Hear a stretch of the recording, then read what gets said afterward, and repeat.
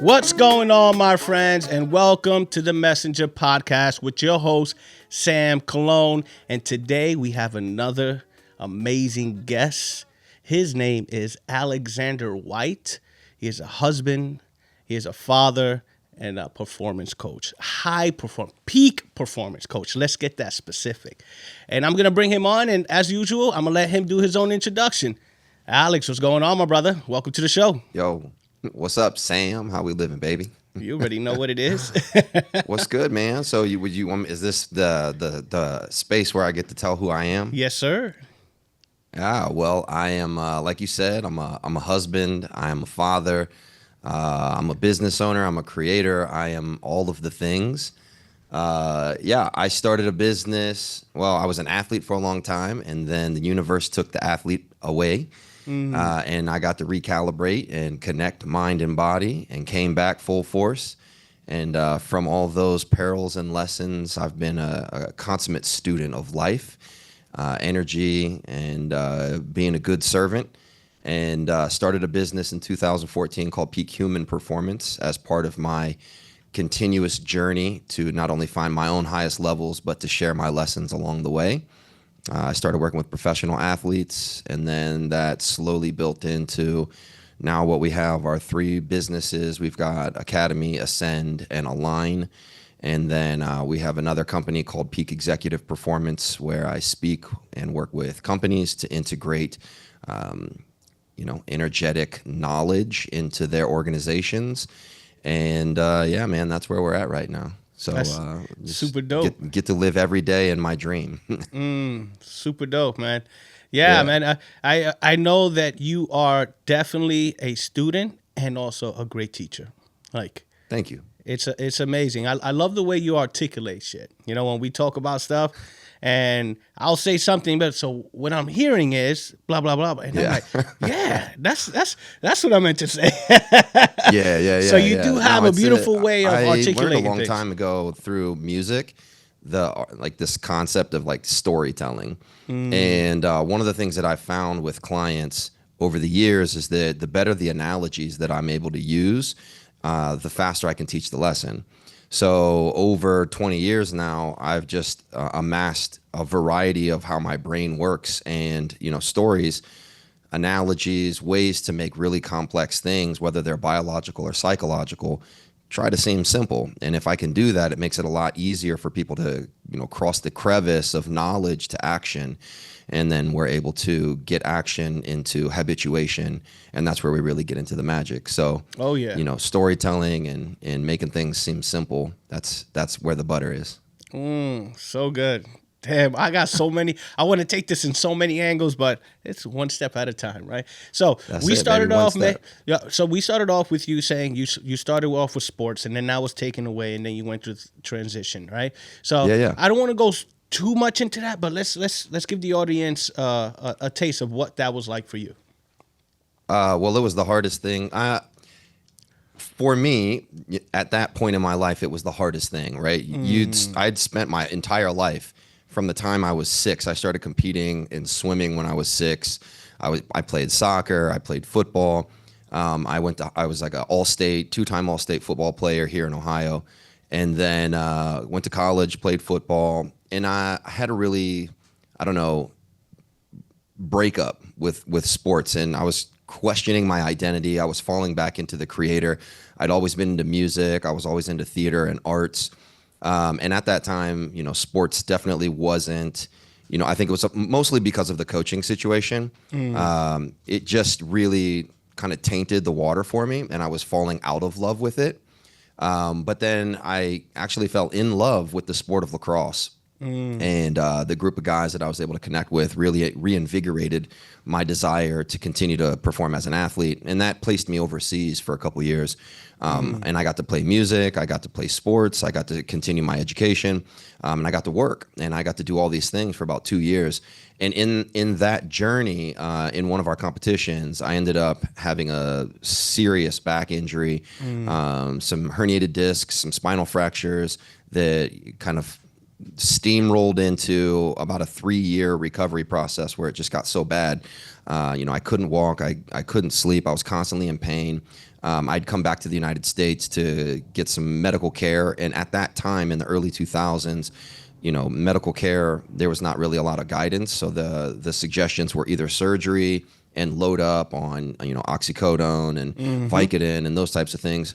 And as a young man, in my early 20s, I didn't know any different. So it was just like start popping the pills. And that started the downward spiral. And once I hit rock bottom, you kind of hit rock bottom really hard. There was a wake up call.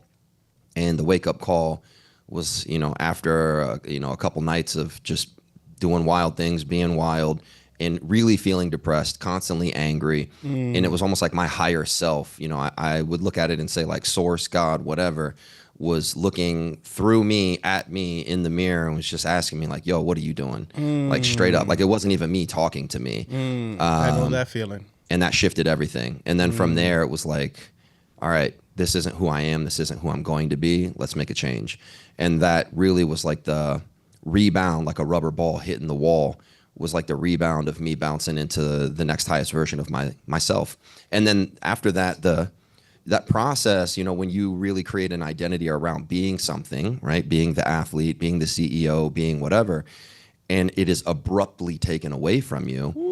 You really don't have anything left is what it feels like, and not only did I psychologically fall apart, but physically, I went from being 250, muscular athlete, all these things. I lost like 50 pounds of lean tissue over that time. I looked at myself in the mirror and I didn't even see who I thought I was in my mind.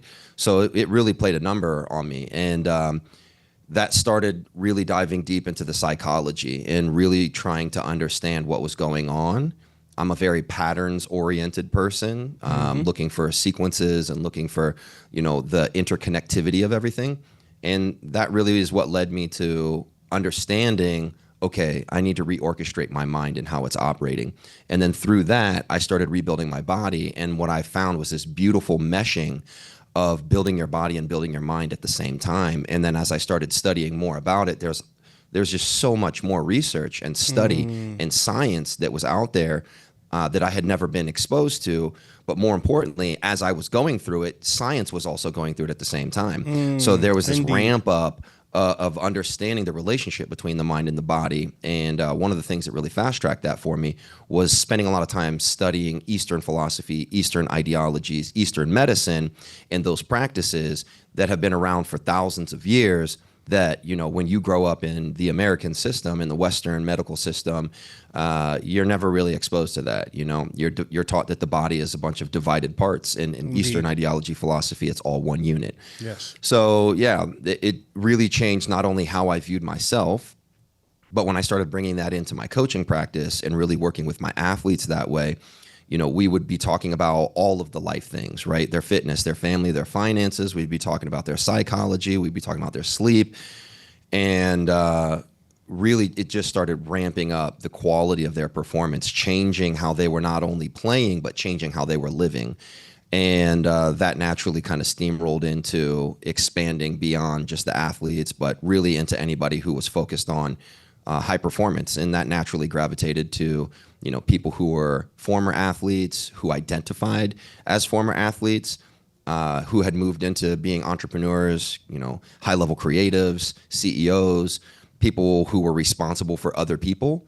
And that's just really what kind of grew the business. And we've just been focused on that for a long time.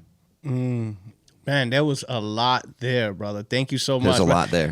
Like I said, he has a way with words, and I am sure while you're watching this, you're gonna be like, "Damn, that was really good." It's like, yo, get the notepad out. Yo, for real, man, for real. It's all so much. There was so much there, and what I want to take it now is we talk about the mind, body, spirit as a whole, right? Yeah. And how you use that in your coaching, and how you're using that to bring people to their peak performance levels. Yep. When did that transition? Like, when did you see the aha for yourself? Are you like, ooh, like there's something else? So here. I had been in pain really really consistently, like just constant pain. Like I would wake up with pain. I would go to sleep in pain. I would move. And when you're in pain, physical pain, constantly just nagging at you,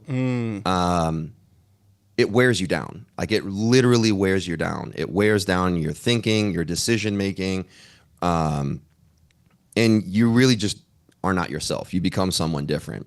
And it was almost, it got to a point where it was like I was watching myself move through life and listening to my own inner dialogue. And one of the guys that I had worked with while I was living in Australia, he was a Western educated chiropractor who'd gone to medical school in the United States. And then through his own travels, he ended up spending 10 years studying Eastern medicine in Beijing. And I started working with him. And, he's like telling me all these things and we're going through it. And he's like, yeah, this here and that there. And this is the first time I'd ever done acupuncture. And he's like, when you finish with this, you're going to need to go home and you're going to need to lay down and don't do anything. And I was just like, yeah, all right, man, whatever, dog. And he put me on the table, lit some incense, like pricked me with like 30 needles. I laid there for probably 20, 30 minutes. And then he popped back in the room and he was like, all right, take it slow, get out of here. And I was like, all right, whatever. Got up off the table, walking like normal. Bro, I'm not even joking. By the time I got out of his office, it was like there's this scene in Usual Suspects, right, where Kevin Spacey had been pretending to be this like handicapped person. And at the end of the movie, you see it's just a shot of his feet where he's like walking with a limp. And then all of a sudden his like gait just opens up and he starts walking normal. And then you realize like, yo, this dude's been playing games the whole time. Well, that was me in reverse. Like I was walking normal and then all of a sudden like my body just started shutting down. And I was looking at myself like, yo, what is going on? And I literally just like lost control of my body. By the time I got home, I didn't even get into bed. I just laid straight on the floor and I went to sleep that night. The dreams that I had that night were crazy.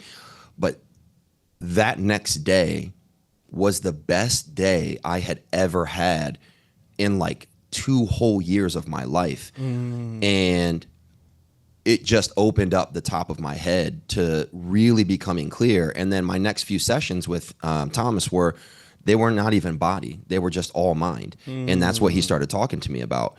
And that understanding and then starting to shift that was massive. That was a massive shift for me. And that was what really fueled, my desire to fully understand what was going on. That is so good. I mean, fast forward to now, right? What would you say was the from your observation? Hindsight's 2020, but from your observation now, what do you think happened? What do I think happened now? Yeah, with that. Well, yeah, when you start to understand meridians and how energy moves through the body, and then you understand what major components in the body are responsible for that energy, like your brain, your heart, right? All the organs, these different things, they're all communicating. Everything is interconnected. And what he did with those needles was he woke some things up. He basically dammed up where the energy had been moving and he rerouted it back to where it was supposed to go. And understanding how he did that and then understanding the discussions that we had afterwards and how your thoughts and what you commit energy to, how that has an impact on your body, how you move, how you think, what you eat, like all these things, it really was like, okay. And then after that, my attention to detail, right? I'm very kinesthetically aware, which means I have a very deep connection with how my body moves and feels, right? That's what allowed me to be a good athlete. But being able to shift my focus, not just from like the external pursuits of like how I run a route or how I move or tackle somebody, to what's going on in my mind and how is it impacting my heart? Like, where's my energy at? How is it moving? How is it feeling? That shift to an internally focused vision was a big shift. And that's what I really coach my clients to focus on now, is like, can we get them to understand what they're feeling, what's happening, how they respond to it? And then that takes us into a whole host of things. And we can do it. It's easy to get someone to understand how they're thinking and feeling when they're exercising. That's why I'm a huge proponent of movement and exercise and quality exercise and then nutrition. Because if you are, let's just take a squat, for example. If you are squatting, we can make a few adjustments and all of a sudden you're feeling things that you're like, oh my God, like I've never squatted and it's ever felt like that. Like that felt good. It felt strong, right? We're making small adjustments and it's instant, right? Nutrition is different. For some people, right, you can start making adjustments and they might not feel it for a few days, maybe a few weeks. And it's the same thing. We start trying to make these adjustments in the way that you're thinking, in the way that you're saying things, in the way that you communicate, in the way that you communicate internally and externally.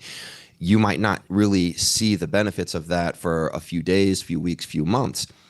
But it's all the same. It's all about how you're creating energy or how you're moving energy and how you're working with energy. So good, brother. All right, dude. Like, again, there's a ton of questions coming in right now, but what the one that's sticking out the most for me is understanding the philosophy of the Eastern and Western and integrating it now, but with the power of the heart. Understanding absolutely. that the power of the heart, the impact that it has on us as our physical, our health, but not only that, also in our manifestation, in our creation, right? And I know absolutely. That you and I have had many conversations on this one, so I would love to hear your take on that and how are you using that to help your clients. Well, I think the biggest thing is like when we talk about in our system, right, mind, body, and performance is really like the trifecta that we lock in on. And performance really aligns to like if you're going to really perform at your highest level, like there's a level of soul connection that needs to happen there, right? At the end of the day, when you hear anybody who's at the top of the game, let's just use like an artist who writes music.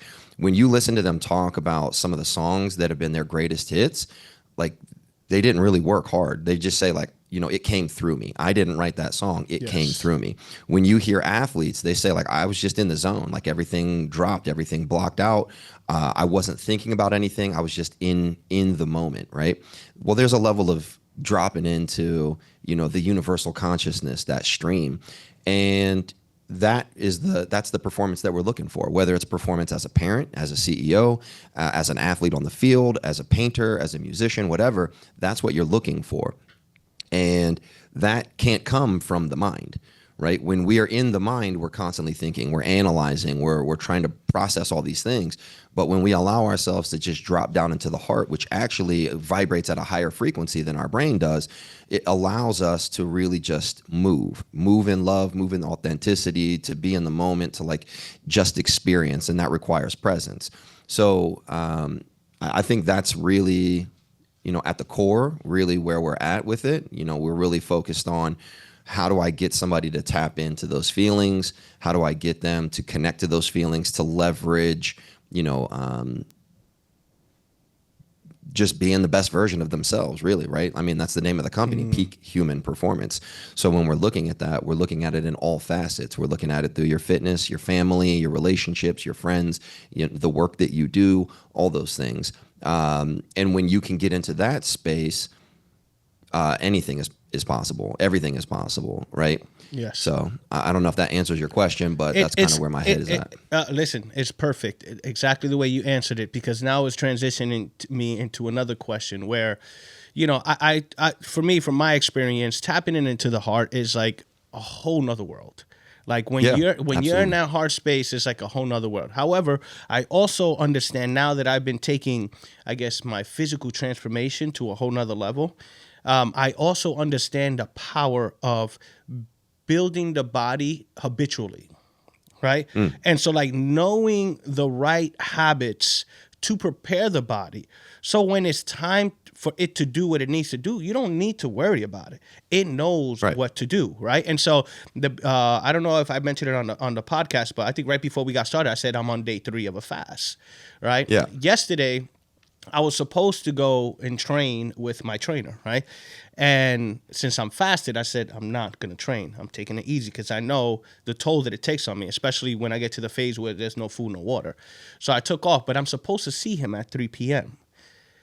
Instantly, the urge that went through my body, I was like a fiend, bro. like yesterday when this kicked in. 3 o'clock came. I'm like, let's go. Like my body wanted to work out so bad to the point where I checked the Fitbit and my heart rate was going up on its own by Yeah. itself. And I'm just sitting there and I'm like, what is going on? So I sat down, went into meditation, and it's like, what's going on? And it just showed me a memory of, this is what the body's used to right now. 3 o'clock This is on what you're Thursdays, supposed to do. this Yeah. is what This you're is the supposed habit. to be doing. So you don't even have to think about it. Your body's ready to do it, right?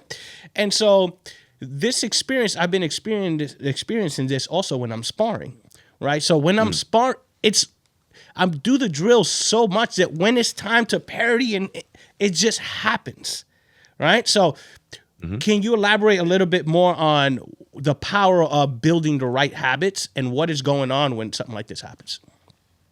Well, any great performer, they're not making it up in the moment, right? They have built up a series of if-then scenarios through training, and that's the power of habituation. When you build a good habit, your body just knows what to do.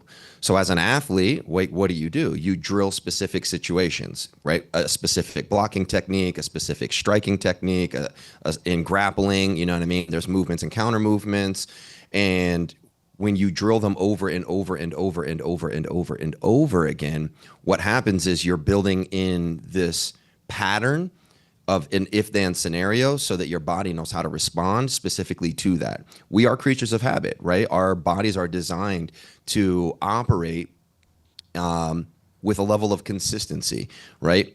Consistency in maybe how we would hunt, right? We're looking for the easiest or the most effective ways to hunt. We're looking for the easiest, most effective ways to store food, to create relationships, to procreate. We're looking for all these things. Over time, as we bring in more technology, more stimulus, more things, our bodies as creatures of habit, we start looking for the easiest way to do things. And the easiest way to do things is to just to fall back on the habit, fall back on the pattern. Whether it's a good one or a bad one, you will default back to it. So with intention, that's the thing that we focus on in coaching and in training is building habits, right? Consciously building them up, intentionally building them up, drilling them, skilling them until we get them to that point where they're just automatic. And that's what you're feeling, right? If you wake up every day at, let's say, 7 o'clock or 5 o'clock, whatever, when you get your circadian rhythm locked into that, you could turn the alarm off because most likely your body's just going to go, yo, it's time to wake up. Indeed. And if you are habitually eating around the same times, if you're habitually training around the same times, right, your body's going to go, hey, yo, this is what I'm expecting right now. Like, what's up? Why are we breaking the pattern? And this can be positive. It can also be negative too, right? Yes. We can build conditions, whether it's with people in our lives where, if you've got a coworker or you're, consistently getting into a spat with a spouse or a sibling, you will build up a habituation to how you would respond to them. So instead of responding from your higher self, right, you would just respond from your default, which is if your relationship has been built on frustration, anger, distrust, like all those sorts of things, you're just going to default to those feelings, emotions, and actions in response to whatever they say. So it's really important to get clear on what we're doing, what we're thinking, what we're saying, what are the habits that we're building up, because we're just going to default to them. You know what I mean? We're going to default and fall back to them until we become conscious. And then when we're really conscious about it, then we can start to become aware. Yes, 100%. Oh my gosh, that's so good. Yeah, the power of habits, man. They could break you or they could build you. They can break you or make you. Yeah, that's 100%. But it's all going to be based upon, like you said before, intention. What is your intention? Yep. Right? And so when somebody's going into this journey, right? Because this question's coming through right now, and they're just starting to recognize their air quotes here for the listeners, good habits, bad habits, right? How would you, what would be like the main tip that you would give somebody going through that transition? Yeah, I think the first thing is to not quote them as good or bad. They just are, right? I think that's the first thing, is that in reality, there is no good or bad, because what might be good to you might be bad to me, right? They just are. And the real thing is, the first and most important thing is to just get really clear on what it is that you want, right? If what you're experiencing right now is creating friction, then clearly there's something about it that you don't like. So because you don't like it, you need to get clear on what it is that you want. Once you get clear on what you want, then you're able to start building your identity, your values, your actions, your beliefs around the things that you want. And then that's what gives you, almost like the yellow brick road of what to follow, what to do, how to act. And you might not always be in alignment with that, but because you are now aware of the things that are creating friction and you have outlined where you want to go, it makes it a lot easier for you to course correct. You know what I'm hearing right now? It's like, Sam, Al, that sounds really nice. But for somebody like me, when those old habits start coming up, I don't know how to act. Yeah, I know what I want. Yeah, I have the values and principles that I want to seek.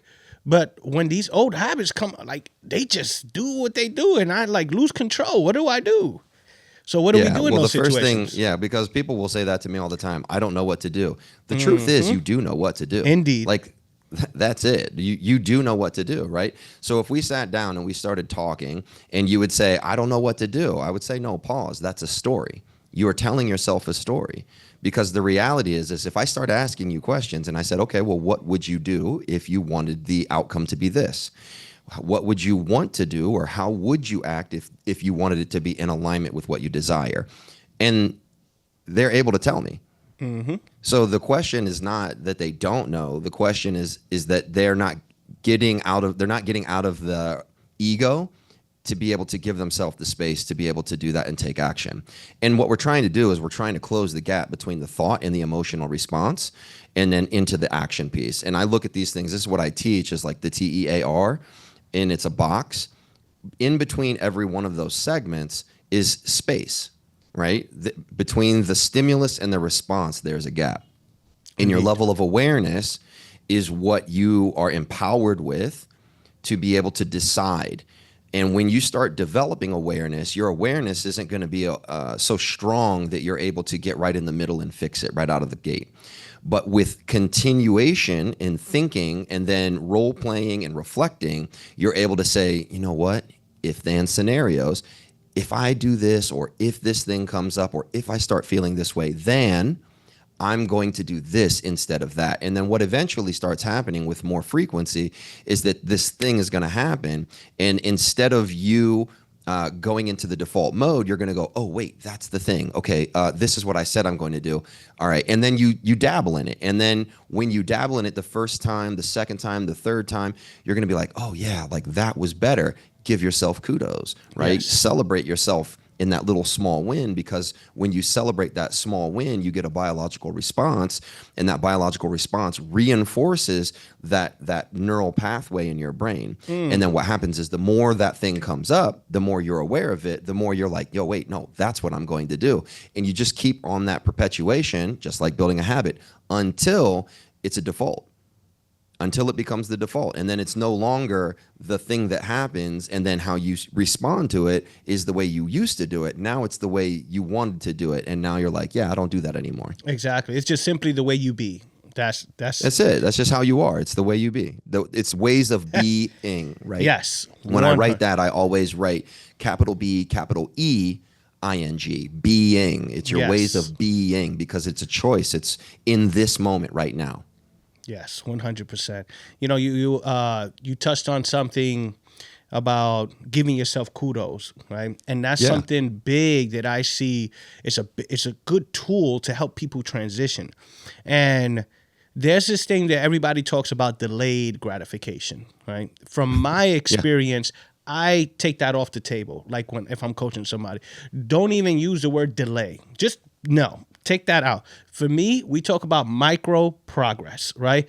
And having those micro gratitude moments when you have the progress, where you're saying give yourself those kudos, because it does give you a hit. It does let out the chemicals to give you that response of like, oh, like I'm doing something good. And the inside, you're literally feeling like, attaboy, like you're feeling good. Attaboy, let's do this. So now you're motivated to continue on that path. But from my experience, you know, the teachings of like delayed gratification really jacks you up, because now you're in your mind thinking like, oh, I can't almost like I can't be happy until I get that one thing. You know, Correct. and for those that teach delayed gratification, I'm not taking anything away from you. I'm just saying from the perception of how I see how it affected me and how it affected a lot of people that I've spoken to, and they get caught up with the, oh no, I have to wait. I have to wait in order to feel this thing. But when you embrace the journey itself by allowing yourself to have those wins step by step, your neurological pathway starts to change. Therefore, your physicality starts to change. And now when you didn't have energy to do something, guess what? Now you have energy and you're like, whoa, I just feel great. Well, that's the chemistry in your body. But you're doing the right thing in here and you're doing the right thing in here, which allows you to do the right thing out here. Yep. Yep. Yeah. Delayed gratification is part of the goal setting and goals accomplishment society, right? Where it's like, do all the hard things now, suck it up, and all you're doing is working to get the goal. And I associate this to, like, we use the language process over prize, right? We are focused on the process. Fall in love with the process. Indeed. Forget about the prize. Because if let's just say you're a runner, right? And you're focused on the marathon. There are so many people who will start running for the marathon and they're just beating themselves up doing whatever it takes to get to that final mile marker. But people who do really well, who are the best in the world at this, what they do is they chunk it down and they're looking at, hey, I need to get to mile marker 2 by this time. And then once they get there, then they reset. Okay, cool. I'm on pace. I need to get to this next mile marker. And what they're doing is they're breaking down that full marathon into small chunks, measuring their progress, right? Giving themselves kudos to where they're at, constantly checking in with their energy, right? And that process is really, really important because for us in our system, goal setting is really not about the goal itself. It's about who we're becoming along the way. Indeed. So when we're setting goals, the goal is designed, whether it's in business, whether it's as an athlete, whether it's as a parent, the goal is not about what we're accomplishing. It's more about what will the accomplishment of that goal, what will that do to who we become in building the habits to get there? So good. And that's what makes it sustainable. So we constantly are preaching falling in love with the process, which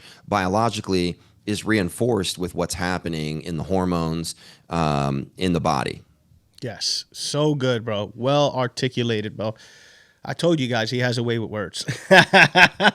Really good, bro. Because, like, from my experience, I believe the same thing. The goal setting, to me, goal setting era is gone, right?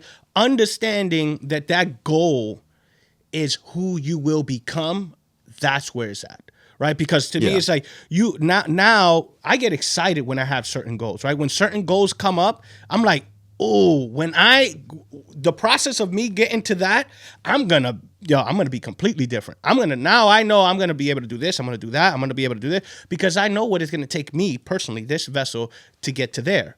So now I'm embracing the change. I'm embracing each step of the way. It's not like I'm eating a shit sandwich. Because most people, when they look at a big goal, they realize where I'm at to where I'm going. It seems like you got to eat a shit sandwich to get there.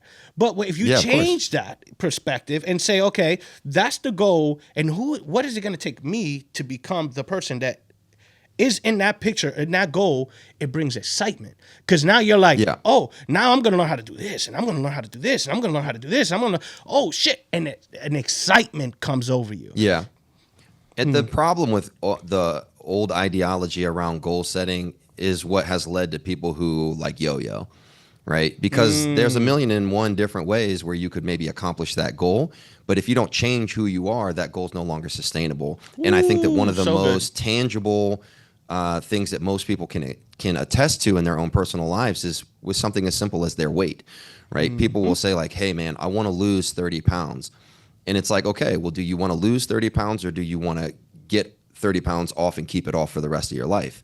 Because you could change your eating. You could go train super hard. You could cut out all your carbs and only do keto. You could do all these different things to lose 30 pounds. But then the moment you hit 30 pounds, you fall back into your old habits of being lazy in the evening, snacking extra, not getting up in the morning. And if you don't change who you are in your ways of being, the moment you accomplish that goal, you just fall right back into the old patterns that you had before that led you to accumulating that 30 pounds in the first place. And that's what most people do. They go up, right? They realize that they're up. They go, shit, I want to do something about this. So then they do the most extreme thing, right? They hire the person who says like, yo, I can get you there in 30 days. And then they do all these cheats, right? The shortcuts, the life hacks and all that sort of shit. And you drop it, but you never changed who you were. So then you go back into your old patterns and then your weight goes back up. But for a lot of people, unfortunately, you might gain 30, lose 30. You go back to your old ways of being. Now you gain 40. Indeed. And then you drop 40 and then you gain 50 and now you might be a little bit older, so it's a little bit harder. So instead of dropping that 50, now maybe you can only drop 20 and now you're struggling, right? And that understanding that if you don't change what's going on under the hood, you're just going to keep yo-yoing. So the question is, do you just want to lose it quick or do you want to lose it forever? Damn, that's so good, dude. What's bringing it up is for me, like my weight.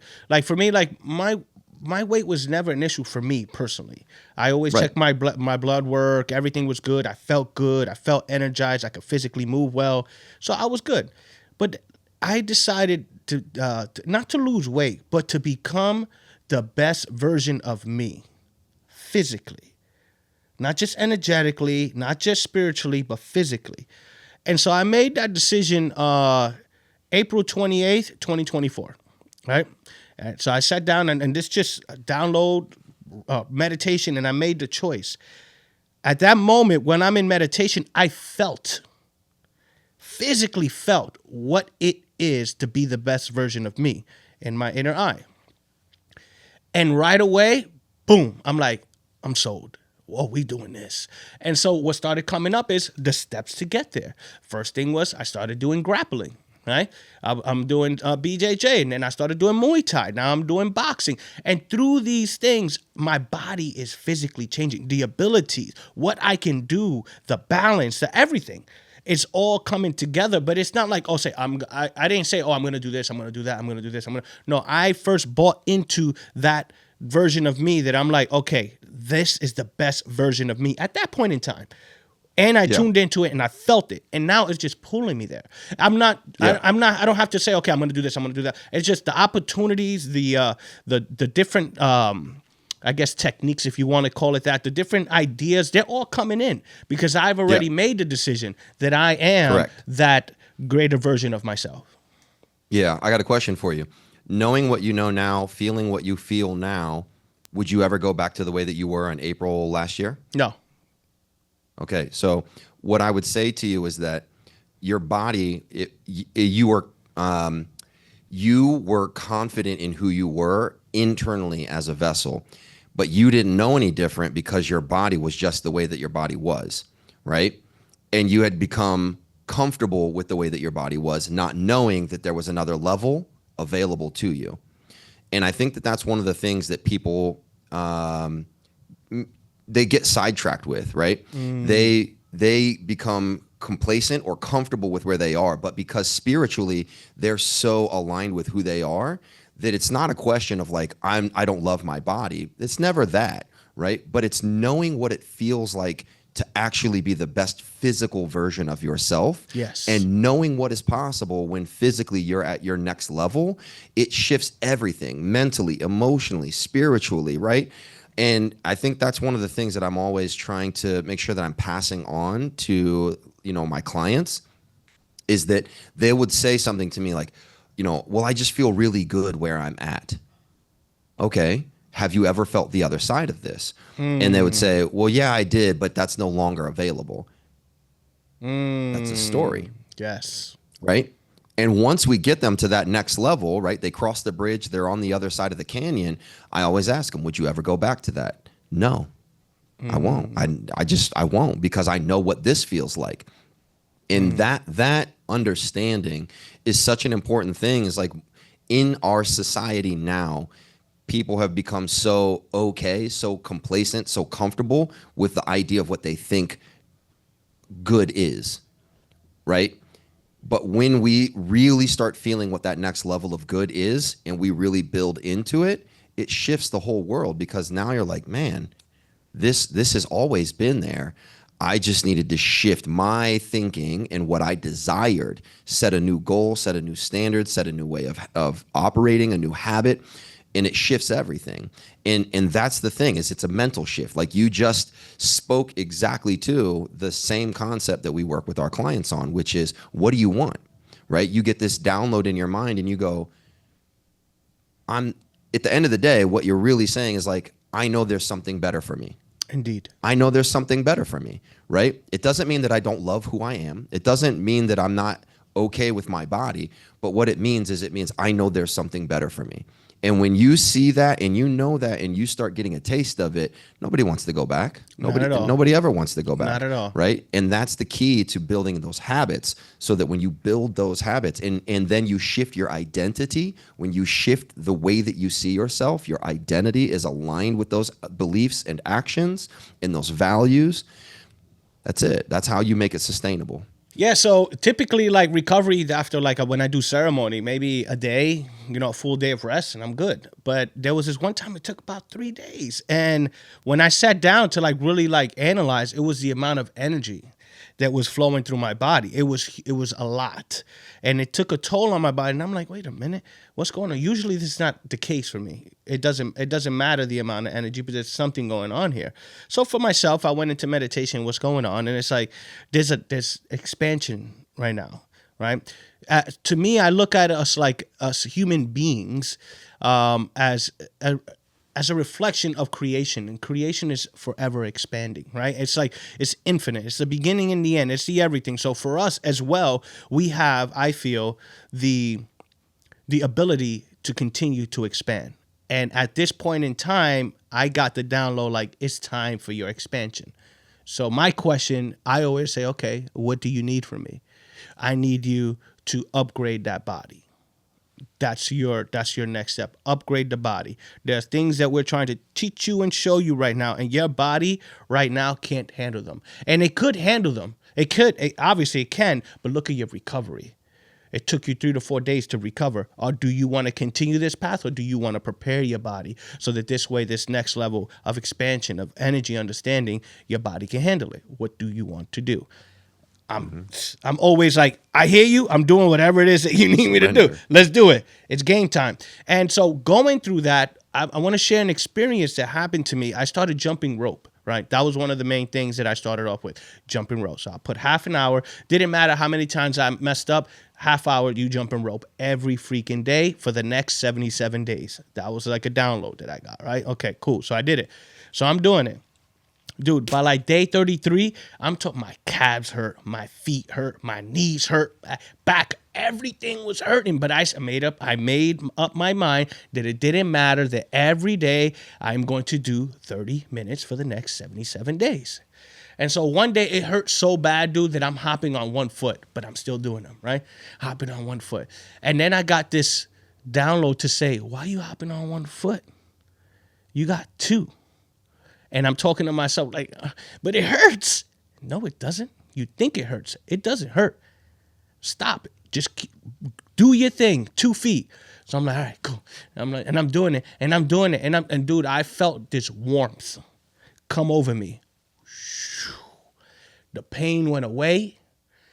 I got like this burst of energy that came through me, and I'm just like, and I'm going. I'm like, holy, what is going on? The pain went away. I didn't feel anything anymore. And I just felt so like, when I finished those 30 minutes, I put the belt, I saw the jump rope down. I started doing push-ups. I'm doing squats. I'm on the grass doing alligator crawls and like everything. I just felt so like, what the fuck is this feeling? Yes.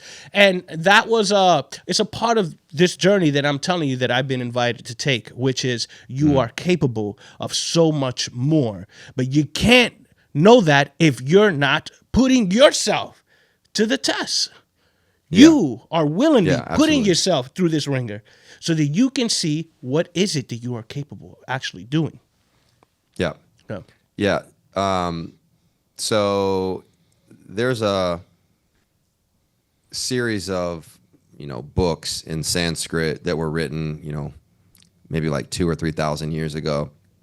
And when you transcribe it, it comes down to like these 12 lessons for being human. And the very first lesson is that you will receive a body.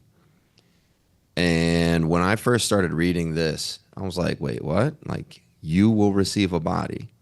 Who is receiving a body, right? And it's like, as I started reading and researching it more, I was like, yo, your energy, your soul, your spirit, the gift is the body. Well, if the gift is the body, what do we do with the gift, right? Well, we take care of the gift. And if the gift is the thing that we're given, and this is how we experience life, then our job is to experience as much of life as possible through this body. And part of that is energy. And that is the biggest thing. Exercise, nutrition, sleep, it's all energy. And when we are training, what we are doing is we are training our body to hold a higher level of energy. So when you feel like you don't have enough energy, it's not about as much, it's resting. There's this balance, right? The sine wave of stress and response. But the more we stress the human body, the stronger it gets, the bigger the plate is that can hold that energy. And when you are a responsible person for your family, when you are a responsible person for your business, when you are responsible for others, you can't just have enough energy for yourself. You have to have enough energy to hold other people. And this could be holding other people when they're sad, holding other people when they're excited, right? As a leader, you have to hold the energy of the team. And this could go on, in endless number of ways. But when it comes to the body, the body is this thing where it's not like a machine. And we live in an industrial era where everything is about the use of machines. But the more we use the car, what does the car do? It breaks down. But the more we use the human body, what does it do? It gets stronger. So that's the game, right? And we can't forget that as this like continuously regenerating being, if you really want to test the limits, what do you have to do? You have to improve your energy. And that's the beginning of everything. Because if you don't have the energy to work 8 hours and then come home and be a parent for 8 hours and then try to sleep for 8 hours, then you're going to do terrible at all of those things, right? Or you will just pick one of them and you'll do really well at one, but you'll do really shit at the other ones. So understanding the value and the power of energy, it reframes what exercise and training is, because in today's, aesthetically focused, externally derived society, it's about looking good. That's what most people think exercise is about. But secretly, right, under the cover, exercise is about energy. That's all it is you're training your body, right, to be able to perform and hold higher frequencies for those higher levels of your life. And that's exactly what you're like referring to, Oh yeah, 100%, man. And as you're saying that, I just got a vision of another experience that I had, and there's this. It's called world bass, right? And it's like a style of music, right? And so I throw this music on, right? And I'm just sparring, throwing shadow boxing, right? So shadow boxing, I'm throwing some kicks, I'm practicing my bobs and weaves and throwing some elbows. And then I lost myself. I was gone, bro. But when I can tell you that I was moving in ways that I didn't even think was possible for my body to move.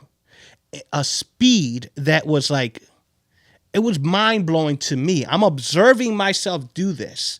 And when I finished, where I stopped, I basically was like on one toe. One leg is up, other hand, and I'm just like standing there like in a position that seemed physically to me as the observer impossible. Right. And after it was done, boom, like again, a rush came over me. And this time I was really emotional because it was like, this is what you can do and so much more. I try to duplicate it when I was doing the shadow boxing, like try to duplicate. Okay, I remember I did this. It didn't happen. Like it was like even the stand where I finished, I'm like, dude, was that even possible? But the reason why I'm sharing this is because the more I dive into it, the more excited I get. Yeah. Like I'm getting so excited because there are things that I don't like talking about it too much in on like TV and stuff like that. There are things that I've been able to do energetically, physically, reality wise that will blow people's minds, right? And so I know what's capable. What is Yeah. you know what I'm saying? What's the abilities that we have in this realm, right? So knowing that and now pushing into these new expansions, like it's coming in so fast. And Yeah. it's like blowing my mind to the point where I want to hire freaking scientists to monitor me, to monitor my blood, monitor my brainwaves, monitor my energy field. Because when I'm in these states, it's like supernatural shit. It's like Yeah, of course. it's like out of this world type of stuff. Well, at least that's the way we're taught. Like, although that's supernatural, it's like no. It's actually we could do these things. We're just not taught to, and we're not in an Yeah. environment where we're told like It's okay, normalized. yeah, it's normalized. Exactly, it's not. It's Yeah. not the case. But this is the work of Joe Dispenza, right? Someone like Joe Dispenza who really highlights that. And there are schools around the world that teach consciousness on a different level, and they start it with kids being able to see with blindfolds on. And there's like all kinds of things that exist in the world that don't make it into mainstream because we're taught that that's not normal or Yes. that's magic or it's whatever. And one thing that I want to point out is what you just highlighted. You allowed yourself to get into your heart and be present in the moment and to just connect to the energy of that experience. And you were doing things that were, to you, like impossible. And then you tried to go back and recreate it, but you weren't recreating it from the heart. You were recreating it from the mind. And that's where the Yes. confusion and the chaos and the difficulty and the frustration came from. And I think that right there is just a beautiful illustration of the Yes. importance of building these habits and allowing yourself to drop into the heart. Because when you do that, what you're capable of is next level. Indeed, 100%, 100%. And I'm happy you brought that out because that was the point. That when you are in your head, like you are limiting yourself. And yes, like we need this thing. This is why we got it, right? But Yeah. it's how is it? Are you using it or it using you, right? Is there a mutual respect and understanding of your consciousness, your mind, your body, your spirit, your soul, and understanding how they're all intertwined with one another to create that one? And I think that is it's crucial to me all teachings when it comes to physical teaching, biblical teachings, spiritual religion, whatever it is, understanding that one, how they all align to create the one that you are, that I am, that we are as one. Yeah. I think one of the things that I'm like putting together as you're like talking through this is it's like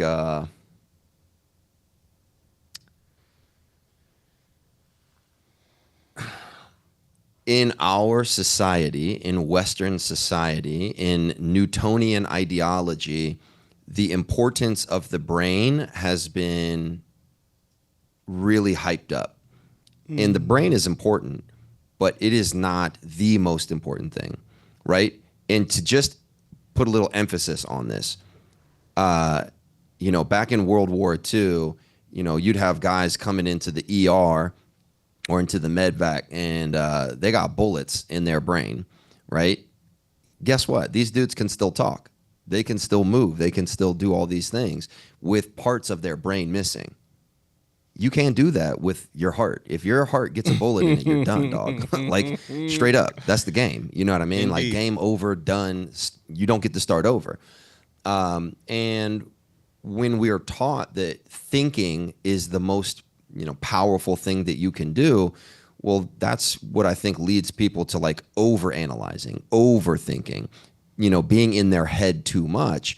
And when we're making, like, how many people do you know have said like, oh, well, if I'd have just followed my gut, if I'd have just, did what I knew was right and what I felt, versus thinking their way through it to what was logical, we would be in a different place in the world. But I think that too many people are in their mind and then hiding or falling behind the ego and afraid to, express vulnerability, express what's in their heart, to say what they're feeling because it's in alignment, but it might not be like socially acceptable. Or in the case of men, it's not considered masculine, not manly to do those things. And that's a big shift because that is not an Eastern ideology. Thinking, there are levels of thinking, right? And thinking is not always considered to be like the highest form of your energetic resonance. So when we're trapped in this Western way of thinking and how we're taught, even starting out as kids, that Newtonian ideology is really what creates a lot of the problems that we have later on, when in reality, we're living in a quantum world. And when you can really understand that quantum ideology, like you start getting out of the head and you really start thinking about, okay, I need to be in my heart. I need to get down into my body. I need to be here in this moment. And the brain is designed to be a problem solver. It's a tool. It's a computer that computes information and stores information so that the rest of the body can function. And I think that, you get into the science, you get into the philosophy, it really is learning how to, traverse the 18 inches from your head to your heart, up and down, consistently to make the best decisions for you, by you in your life. But ultimately, you can't make those best decisions if you're only in your head. You have to enroll your heart. 100%. That's good money right there. You know what's coming up as you're explaining? What was your shift like when you had the understanding that dropping into the heart was important in your life? What was it like for you, like having that transition? Yeah, in the beginning, right? Because again, like I grew up playing sports. I'm a bigger guy. Yes. For those of you, how tall are you again? I'm 6'4". 6'4". I'm back up to like I'm 245 roughly. 245. But I'm like, yeah, big. But big dude. I take up space. Ladies and gentlemen, this man he's a savage. He's well proportioned. Yeah. He's well proportioned from head to toe. This guy, he's 6'4". I thought he was actually 6'5", but 6'4", super fit. So earlier when he mentioned that he had dropped down to like 200, you can see why he was so concerned, right? Because like, yeah. Yeah. I mean, you lose 20% of your muscle mass. That's a big deal. Yeah. Yeah. But for me, as a kid growing up, I didn't have father figures in my life. I had coaches. I grew up in a single family with all sisters. Grew up in a rough and tough neighborhood. So like, that's kind of the story. You gotta be a man, right? Like quote unquote, but by society standards, which means we're not talking about feelings. We're not feeling feelings. Like we're going out and we're doing what quote unquote men do. And it wasn't until probably in my 20s after I got injured and really starting to work my way through that recovery process that I started to really start to understand, in order for me to take that next leap, I got to really start tapping into my heart. And, I think that process, it was a much harder process because I was undoing my entire life's worth of conditioning. But it really shifted for me. There was a moment where at the time I was dating this girl, and the thing for me with women or in my youth was that it wasn't hard to get a girlfriend. It wasn't hard to have girls. And it wouldn't be hard to keep a girlfriend or stay in a relationship. But when I started having feelings, my initial response was distrust, right? There was all those things, not necessarily because of them, but because of my conditioning, because of my environment, because of what I experienced as a child and what relationships looked like. So I would subconsciously start pushing them away. I would do things that would break the relationship up. It would be cheating. It would be creating fights. It would be ghosting people. And what was really going on in me was that sense of insecurity and that fear. And there was this moment where I was dating this girl, and we'd been spending a ton of time together. I was really vibing with her. We had a really good time, and I had to get up and go to work that day. And I climbed out of bed and like not even thinking, like not even intentionally.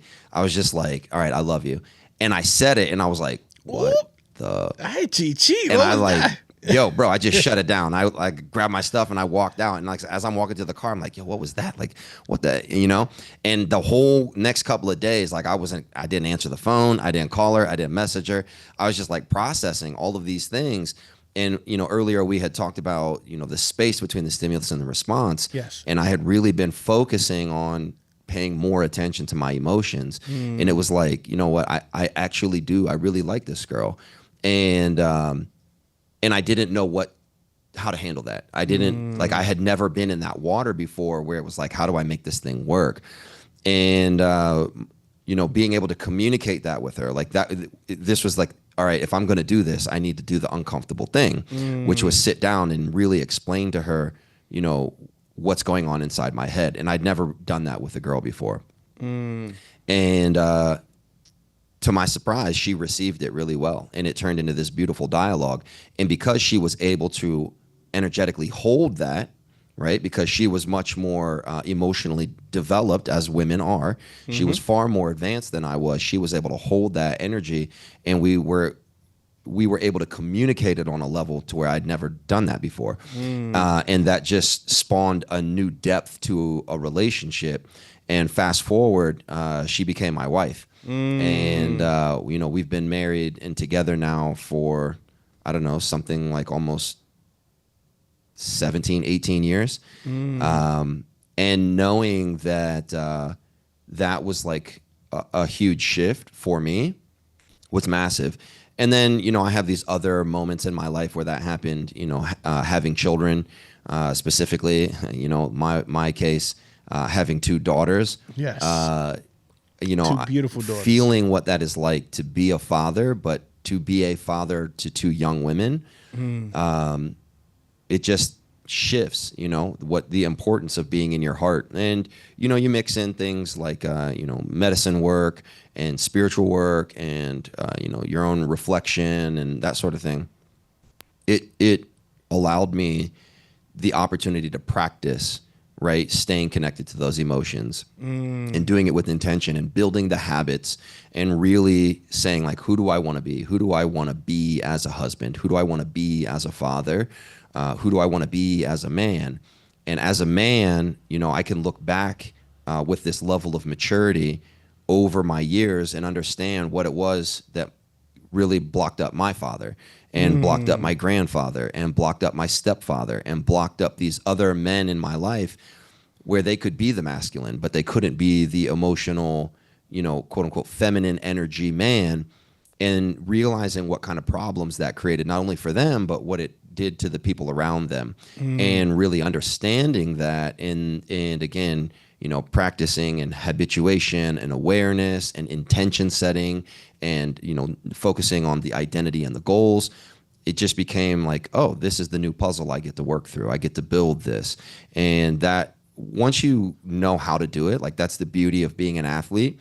Like once you know how to play the game, you're out of your head and you're into your heart and you're in the moment and you're present. And I just see that happening over and over and over again, with my relationship, getting out of my head and being into my heart, being present in the moment. I still overthink and make mistakes. My wife is constantly calling me out on my shit all the time, right? Yes, I know how it is. But being able to come from that place of the heart and be honest, it has shifted everything in my entire life, even down to like how I am as a CEO, right, with a company and with my staff and my team, and even how we make decisions about what our priorities and our values are as an organization. Who we hire, who we fire, how we bring people in, who we're going to work with, who we're going to partner with, what are the, the decisions that we make internally. When I started making those shifts to make those decisions to include the heart, the business just went off like a rocket. And I see that over and over and over again in the people that I coach, is that when I can get them out of their head and they start really learning how to traverse that ladder down to the heart, and then they're making decisions using both of those biological tools, their businesses just take new levels because it sets a new standard for what they are going to do, not only for themselves in their own body, but how they're going to move through life in their business, in their organization, with their teams. And it just makes everything like 1,000 times better. And when you get good at it, you're able to do it and duplicate it and speed it up. It's like a snowball effect. So good, dude. And that's to me, in my opinion, that's where we're heading. Right, that's where we're heading when it comes to corporations. That's where we're heading when it comes to entrepreneurs. Like I that. hope. And No, this is, yeah. and I don't want to cut you off, but I think Go that ahead. this is such an important thing because when you look at the history of how business was meant to be run, right? And how we were told business is supposed to be, and how our country is established. The idea of the quote unquote patriarchy that everybody wants to tear down, the patriarchy is really what is built on that, masculine, no feminine energy connection. It's all logical, it's all domination, it's all control. And that's how most of the major businesses work. That's how politics, unfortunately, works. That's how military works. That's how all these things work. But the reality is that if we wanted to create a society or we want to create a business that's going to withstand the test of time, regardless of, whatever kind of political wars, whatever happens financially, like all those things, you can't just do it from that one side of the energy spectrum in the masculine. You have to be able to move to the right and move to the left to come back to center and then move from there. So true, 100%. And just to jump on what I was saying before, this is where I feel the energy is going in the world, right? And I'm a firm believer as within, so without. The people around you are a reflection of what's happening in the collective, right? Us having this conversation at the level that we're having this conversation and the details that we're having this conversation, to me, is a sign of consciousness, right? It's not just with you and I when we have these conversations. I mean, you and I share a lot of the same friends. Like, this is the consciousness of a lot of people out there, and it's changing. Yeah. I have at my sister's company, I spoke to the founder. We did like a session, right? And when we're talking now, he's an older gentleman, right? Mm-hmm. And when we were talking, the things that we were sharing, he's like, dude, like, it took me to get to this point, it's like 65 or something like that, to even start to remotely understand the power of being in your heart and letting that lead every step of the way. And he's like, it's made me so more fulfilled. Like, in my life, I'm fulfilled. With my family, with my children, I'm fulfilled. In my business, I'm fulfilled. And he's like, when you run, because it's a big business. He does import export, and he's like, when you run a business to this level, like, stress is inevitable. But he's like, when you understand, you work with the heart. Like, he's like, those stress moments become opportunities, and they just give you more strength instead of declining your strength, declining your energy. It builds you up even more. And and so as I'm talking with him, and I'm like, you are blowing my mind right now, because to me, I'm like, I am sharing this with the world, and I'm thinking that not many people understand this, but here you are, 65 years old. I think 65 is the minimum. He's definitely 65 and up, but he looks great. He looks great, dude, like, well built, all his hair, like, youthful, right? But he said, I wasn't always like this. This transition has made me like this. I've expanded my business tenfold. Like, he's explaining to me everything that has been happening to him since he discovered that the power is leading by the heart. And with that has expanded him to build new relationships with other companies. They're part of their own mastermind that he was in. I think he said conscious capitalist, something along those lines. Conscious capitalism. Yeah, so he has there's a group that he's a part of that's what they call themselves, right? And so he was sharing with me that, like, this is the main thing that everybody in that group has been adopting, right? And so it excites the shit out of me, because I know the power of it. I know I live it. And I've been living it for many years. And so, like, this is why when I get the opportunity to share with people, I'm like, do you understand how good it feels it feels amazing to be in this Yeah. place. Like, I know what I felt before and what I feel now, and it's night and day. You asked me the question before, if you could go back to that version of you, would you? Hell no. Now, I honor that version of me because it gave Of me course. the polarity. It gave me the meat to know, like, that's not cool. Now, what I'm feeling right now, this is cool. This feels Yeah, great. yeah. And That's it also, it just makes you more productive. And also, like, just think about when you're feeling good and the people around you are feeling good and the people at the head, which are like the people running the companies, feel good. That trickles down. And then that trickles down to the executive, then to the management, and then to the actual employees. And then guess what? All those people now go home. And now they expand that within their family. Most of the people, from my experience, I've been in management before I got into entrepreneurship for many years. I managed a lot of people. And when I saw the difference of who they are at work to who they are personally, it was like night and day. When I heard the stories that happen at home, like how they behaved at home, how they treat their children, I'm like, whoa. Like, in here, you're this polished person, but at home you're cursing out your wife, you're cursing out your kids, and I would never share somebody's personal information. This was just a reflection for me to understand that people could put up a real good front, and then at home, when they feel comfortable enough to share, they will share. And you realize, like, oh, wait a minute, this front that you come putting up at work, let's take a little bit of that home, dog, because that's why your marriage is suffering. That's why your children's are cutting themselves, and one is in depression, and one, because, like, dude, you're this disharmony is going on here. Like, you need to understand that when you drop into the heart, automatically, like the yin and the yang, that feminine and masculine energy automatically starts to come together, and it will expose you. Like, you will feel it. When it happens, it'll expose to you what needs to change. Now, from there, it's like, you got to make the decision, right? I see this thing that's coming up. Am I going to shift this? Am I going to change this? Or am I going to ignore it and keep on living in the same bullshit story, right? And to me, it excites me because I feel like we're in a time and space right now where people are adopting this. They're actually even listening. Just listening and being like, you know what? I'll listen.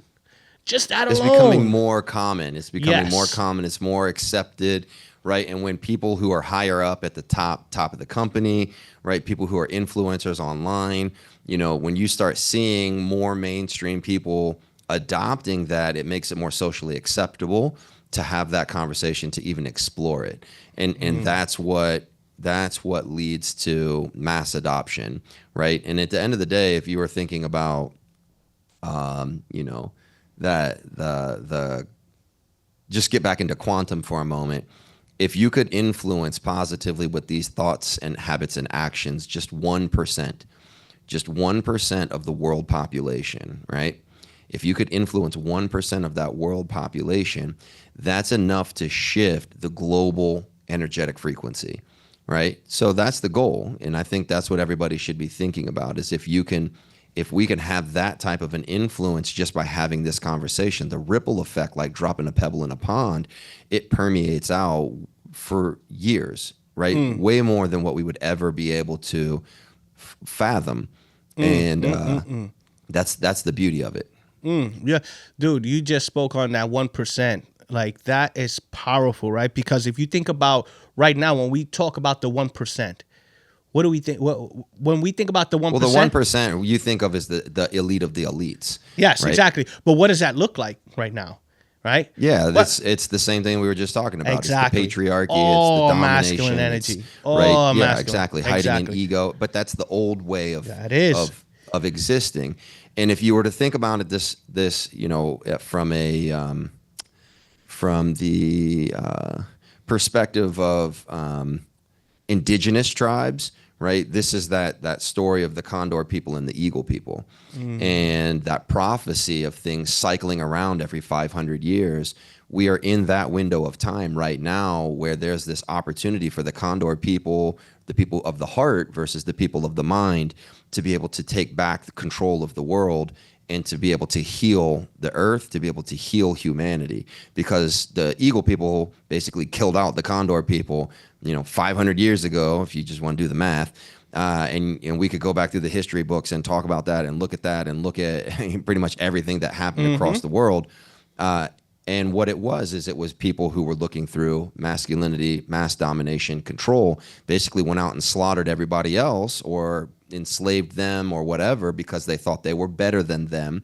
And they took over the world and they built it up to where it is. But now look at the problems that we have in the world because we're not living with the world. And through technology, through open lines of communication, through creating a global society, we're creating, and you doing something like this podcast, right? You are giving access to maybe those who don't think, don't see, aren't able to see, feel, and experience these types of conversations on a regular. You're giving them a look into what's possible. And when you do that, there's this universal knowing, right? You can reject it, but deep down inside, you know that this is the way it's supposed to be. And when you accept that, you just naturally start shifting into it and you make it happen, right? There are people who are afraid of it. Absolutely. If you weren't afraid of it, then it wouldn't be the thing to do, right? Because, fear ultimately is kind of like the thing telling you what needs to be worked on, right? That's that check engine light in your life. When you're afraid of something, there's a reason why you're afraid of it.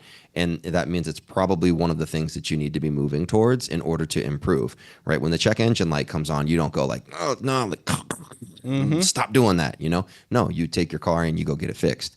And that's the same thing in life, right? When you hear something and you're like, man, friction with that, that's your invitation. That's your invitation to look. Yeah, 100%. The way I see fear is like that's the gauge of the edge. Like once you're about to reach that edge, fear will kick in, letting you know, like, hey, you're about to go into an unknown place. What do you want to do? And that unknown place is like you were talking about in your jump rope experience. You know what I mean?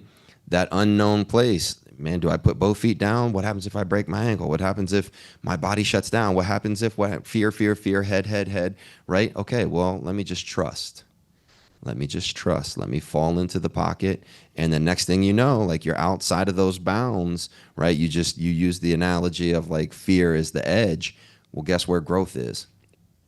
On the other side of that edge. On the other side, baby. 100%. Yeah. Yes.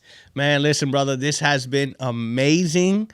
So good. Yeah. You and I, when we get together, we could talk for hours, man. But of that's course, that's not the case right now. We want to keep this as an episode. So before we get off, is there anything that you want to leave the audience with right now that you feel like, let me drop this nugget before we get off?